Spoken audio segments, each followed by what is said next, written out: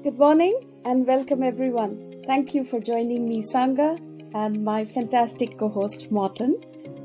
Today we have none other than Ben Allen with us, who is the founder and CEO of Oomph Wellness. But there are more great stories that Ben is going to share with us today. Welcome, Ben. Hi there. Thank you for having me on the podcast. Hey Ben, you've had an incredible and probably crazy week. Although I imagine planning of selling your business is not a new one. But tell us some more. It's recent news. We've got to get this out. Yeah, obviously super exciting news that Oomph and PCS are coming together as one organisation. I think over the period of COVID, Oomph had to fairly radically pivot from a physical business to a digital business. Very much focused on high quality digital content to improve the delivery of care, specifically around activities of wellness at the moment, both of care workers and of residents. Obviously, it's got a primary focus of residents, which most people know the brand for. But what really makes that product electric is how you can integrate it with care planning software. So we've been working with PCS as one of the large players within that space on that integration for some time. And over that period, it became more and more logical that the combined business could be more than the sum of its parts. And I think that's the opportunity that we have here, is to create not just a data company over here and a wellness company over here. It's how do you create health and wellness into every interaction between a care worker and a resident every day.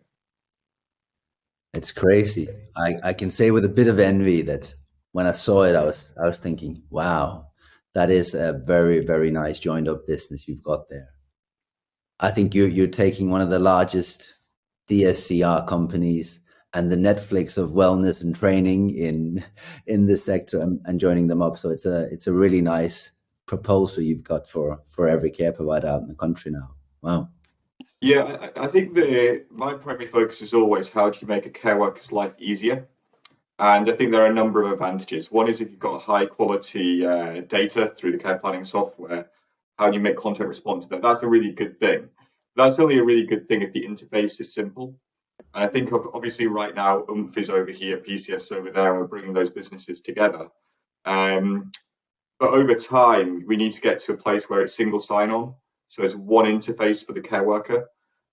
Because ultimately right now, a care worker needs to log into 5, 6, 7 different systems. You've got a rostering system, you've got a care planning system, you've got some EAP system, you've also, so it's just a nightmare. And I think that when you bring those things together, it will mean that the care worker has got more opportunity to de-skill their role, which I think is hugely important. Because if we can de-skill the role of the care worker, it means that they can focus on what they love doing, and that's spending time with the residents and really engaging with them, and reducing a lot of the compliance risk, which I think if I was a care worker today thinking it's not a hugely well-paid job and there's a lot of compliance risk, if some of the systems can take that pressure away, I think the role of a care worker becomes a lot more exciting. Absolutely. So, what's the future now of this joint venture, I would say? Well, I think there's a lot of opportunity. We're still planning that out at the moment. I think PCS has done a fantastic job. So 3,500 quickly growing to 4,000 care homes under their belt in the UK. So it's no small achievement. Oomph, since launching on demand, I think we're in 1,400 care homes in just under 2 years. So that's gone very, very well. I expect that to go to 2,000 minimum over the next sort of 6-7 months. Mm-hmm. But then we've both PCS has got a footprint in Australia, so we'll be looking at how we can expand the Oomph business globally off the back of that their reach as well. But I think the more you look at it is sort of how do you improve the front end experience for a care worker and for a resident in a care home. At the moment, there's quite a lot of sort of innovation in the back office systems within care. But really the front of house stuff, what are people using every day to enrich someone's life? I think there's a lot of work that can be done there. I think we've seen people have done it really poorly as well, so there's a risk there. I think Access is an interesting organisation who have done some stuff, but it's not quite joined up as you might hope it to be. And I think here this is an opportunity to really get that right. Mm-hmm. And I agree about the single sign-on aspect and making it much more user friendlier from the front end rather than only focusing on the back end integration that I think your sector is still um, continuing to pursue. So we are waiting to hear more good news, innovation stories from this new big entity now, Ben. Yeah, well, Um, I think the next bit of good news, which will come out, which is coming out right now, it'll be in the press this month, is Oomph has launched a significant module around care worker wellness as well. So mhm, obviously we've got a massive amount of content around resident wellness. We said, why stop there? If the care workers logging into Oomph on demand and they're getting stuff for their residents, why can't they get stuff for their own health? So we've mm, got a huge module around mental health for care workers going live. We've partnered with a global telehealth platform called Teladoc, so they're the mhm, biggest in the world. And we've essentially bought the rights to one of their products for the UK, and I think that that's going to be a major thing. So I want to see a world where care workers get the support that they deserve. I think it's absolutely crazy that care workers who spend their life caring for people don't have enough infrastructure that cares for them. mm, mm, mm, That's a massive point, and I think, as you're saying, working on those two sides at the same time would really enrich the proposition that everybody's going to be met at when locking into the system, the joined up system. Even that would be fantastic. And I agree with your point made about some of the solutions that are in the marketplace right now, where you'd expect a lot more in return working in those organizations and a lot more givens here and there, mm, freebies in terms of, yeah, either your user wandering across the systems or just all together seeing that you are offered the kind of value in return that you put into the system, where the feedback at the moment is for some of those solutions out there that it's simply not the way it's sold to them. And that's, mm. of course, a massive problem because the sector right now is at a point of no return. This is going to happen. So if we come out with stuff that isn't joined up the proper way and doesn't provide, as you say, Sang, a good user experience, then it's dire. It's going to not meet the demands of the sector. So really good to Well, hear. I use an example, and this is a moonshot, so it certainly doesn't exist today. But take mandatory e-learning as just a really simple example. Mandatory e-learning delivered, let's say they do their refresher training once a year, best case scenario. They've done something around falls prevention, or they've done something around manual handling, or dealing with pressure ulcers. Okay, you haven't dealt with that issue for 11 months, and then you need to deal with that issue. One of a number of things can happen. You might get it right. I mean, that'd be Mm, fantastic. You may have forgotten how to deal with a pressure ulcer, and then how do you manage that? Who do you speak to? There's anxiety raising. I should know, but I don't know. Mm. I might give it a shot and get it wrong. So there's a number of issues there, right? Yeah. Um, but actually, in a joined up system where you've got integration into care planning software, if we know that somebody's going to see Ben and Ben's got a pressure ulcer, why isn't there a 60-second or 120-second reminder video? This is how you manage a pressure ulcer at that point in time refresher training. And that comes from a joined up system rather than having care planning software over there and e learning over there. That's the opportunity to bring the thing together, and that enriches the experience for the care worker and reduces the risk for the resident themselves. absolutely. I totally agree with that. And as you know, we have that facility in Sequoia as well, where you can, on a task or an activity, you can add that type of content to it. What I find to be the most hard part on the implementation of that is really to have vetted type of content. And for that, you're already doing stuff where you're saying, well, actually, either we're working with a partner for that, or we are ourselves creating content that's of a proper value. So you've got Exactly. that side of business too. And I think there's a compliance issue as well around sort of the mandatory training, because you've got your mandatory training saying something different to what the just-in-time refresher training says. There's an inherent risk there, so Yeah. that's why I think the whole thing needs to be joined together really tightly. So there isn't any contradictory information. True. And, the world is moving towards on demand learning. These days, if we have to fix something, learn something, we quickly find what's the quickest and easiest way to do that and learn that. And we still don't have that kind of ability well integrated into our workplace in social care, which I think we need to move towards. Now, one question for you. Are you a tech entrepreneur, Ben? Am I a tech entrepreneur? I really don't think so. I think I'm entrepreneurial for sure. But if you look at Oomp's journey, we've been a exercise company, we've been a training company, we've been a transport company. We're now a technology company. I believe in trying to solve problems, and I think that we try to solve the problem of exercise for older people. Less than 3% of older people meeting the World Health Organization guidelines there. I think I've tried to solve the problem of transport. Less than half of people in a care home ever gets to go outside again once they move in. And now the technology issue, which is how do you actually get high quality content into the hands of care workers to improve their work and life experience. So I think there are a number of massive problems in the care sector that need to be solved. Ultimately, I would say it's solve any one of them, all of them at all. But that's where my passion is how you just solve that problem. I'm not so. I wouldn't say I'm hugely driven by. I'm hugely financially driven on a day-to-day basis. I think I want to be known for solving a big problem in the care sector, and that's what I've been trying to do. That's Brilliant. great. That's really great to hear. So, if I can unpick that a little bit, so moving between these tools, I would say, to solve problem, I would use technology as a tool in your entrepreneurial journey. What was the biggest challenge that you Okay, so faced? COVID was a pretty big challenge for us. I mean, you got to take into account that going into COVID, we went from a business which had 30 minibuses, 60 drivers. The training business had 20 trainers, physical trainers going into care homes. At the point of COVID, we were raising investment. So we signed heads of terms. We were raising a lot of money to grow from 30 buses to 100 buses. And the deal was there. So that was mid-February prior to COVID. 2 weeks later, the deal falls through. 2 weeks after that, I need to make 90 people redundant because furlough wasn't invented at this time.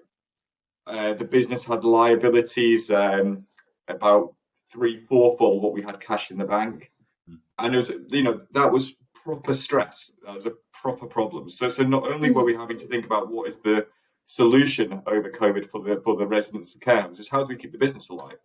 So in daily meetings with administrators saying, are we going to be able to get through this?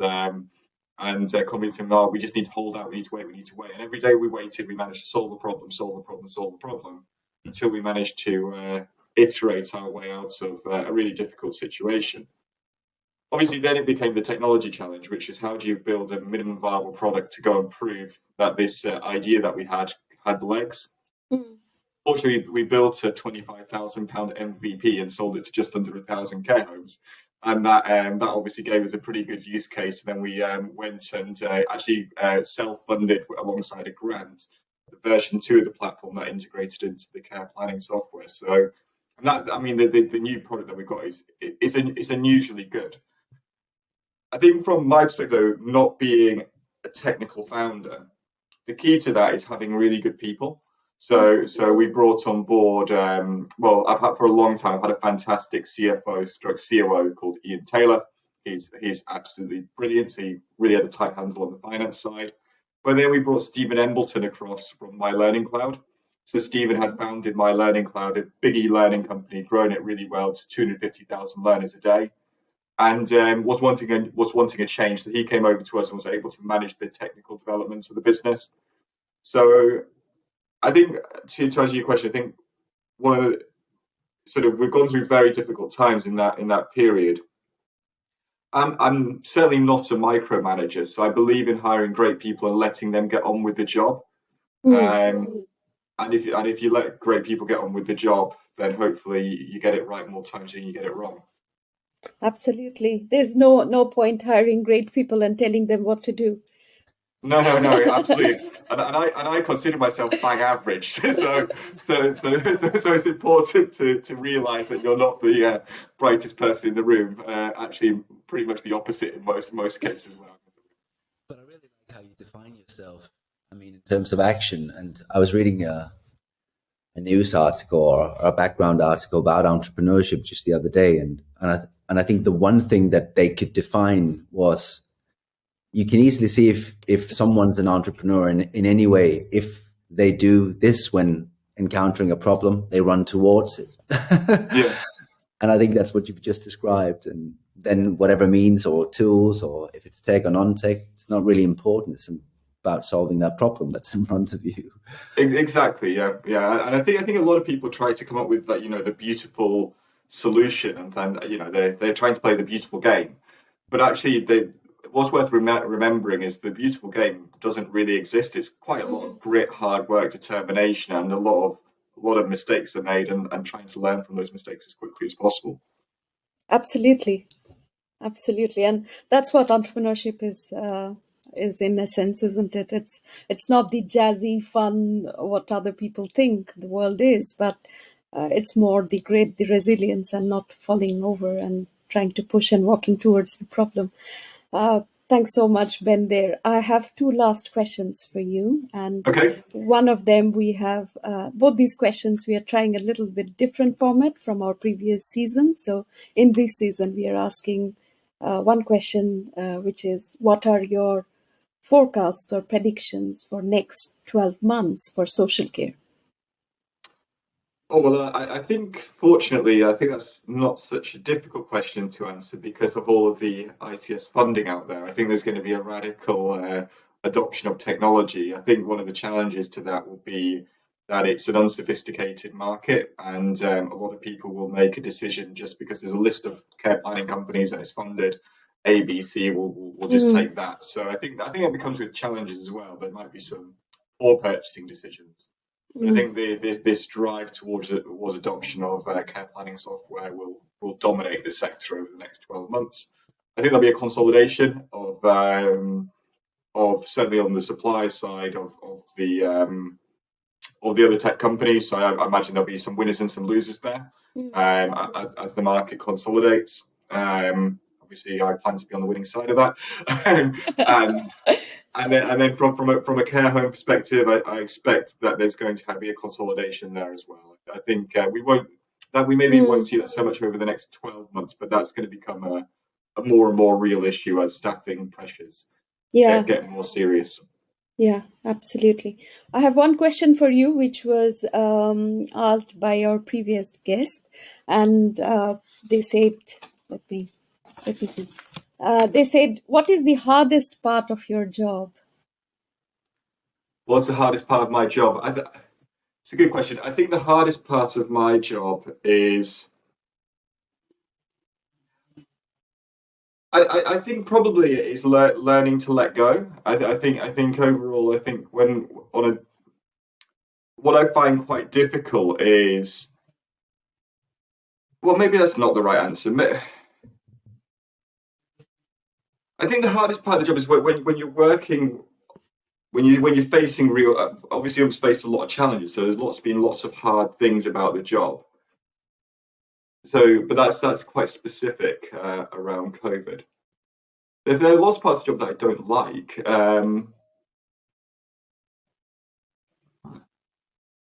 Yeah, I'm just trying to have a think about that one. I think the hardest part of the job is I think if we go back to letting go, I think it's probably just learning that actually the Oomph as a business will become someone else's business over the next sort of couple of years, and I'll probably have a key role to play in that. But ultimately, it won't be my business anymore, and that's quite a hard thing when you've worked so hard to build something from Scarborough, literally door to door selling. I sold my car. I went round the houses selling this service. Um, so obviously, I've got a lot of not just sort of work attachment. Actually, it's a huge part of who I am. So Oomph is me as much as I am Oomph. So Yeah. so I haven't just sold the business. I've sold a huge part of myself. Mm. And I'd say that at the moment, that's the hardest thing that I'm dealing with. Now I can understand and appreciate that, because it's always comes back to your point that you said, letting go, and that's relevant for problems as well. Sometimes, when you are so attached to a problem, it's Yeah. very difficult to let go and say, okay, I'm not focusing on this because it's a Mhm. dead end. kind of aspect. And likewise, when something is part of you and you've grown it completely from the start, and then having to not completely let go, but let go some part of it, or have someone else decide on its behalf is a journey in itself. But all the very best, Ben, and we really loved our conversation. Thank you for spending this time with us, and all the very best for future. Awesome. Well, thank you so much for having me. It's been an absolute pleasure to be invited onto the show. No, thank you. You take care. We'll see you soon. Cheers. Bye-bye. Thank you for listening. Don't forget to subscribe, review, and share your favorite Take Care podcast with your friends and colleagues. Until we meet next week, take care.